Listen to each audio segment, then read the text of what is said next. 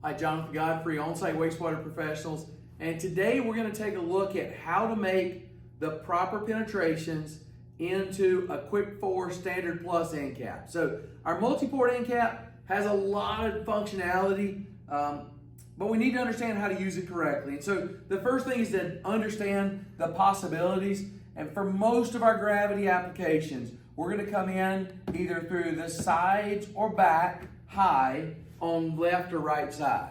We're going to be where our penetrations are going to come in to allow the maximum usefulness of that chamber trench. Let it fill up to its maximum level. So today we're going to prep these holes for a 3-inch Schedule 40, and so we're going to use a 3.5 or 3 5/8 inch hole saw.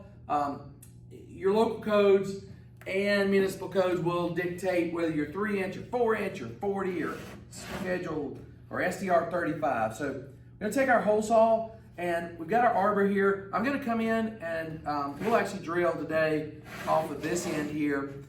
I'm going to come in and get the arbor started. I'm going to have the bottom of my hole saw up above the saddle right here, and we'll get a good solid start. Going to start slow, in forward, and I'll show you a trick here.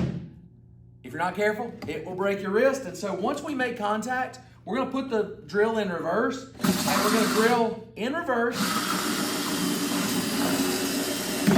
until we get a nice clean hole. It will not break your wrist doing that. You should get a smooth hole in there, and it's easy to get the plastic out. So we've got our hole prepared. Now really, if we've chosen the right size hole saw, we're going to get a nice snug fit with the PVC and enable us to keep soil particles out of that chamber and keep that trench open and functioning properly.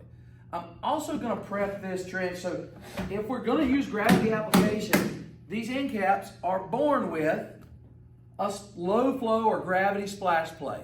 And so that splash plate, wherever we're going to penetrate this chamber, is going to come in, and these tabs are going to sit in the bottom of that end cap. Going to sit right there.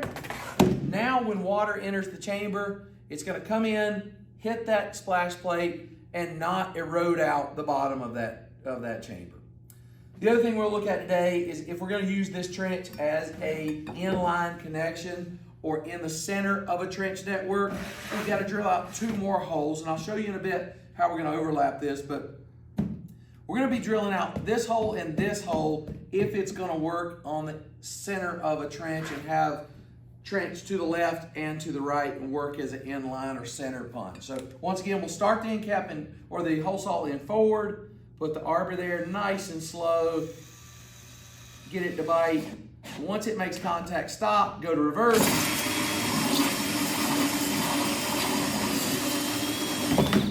Got a nice smooth hole there.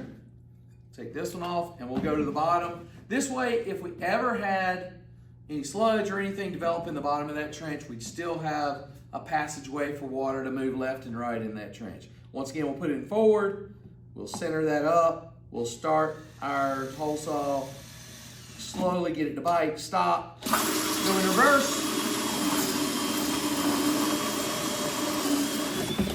Now we've through, and now we are prepped and ready. This can be inline, will not restrict the flow.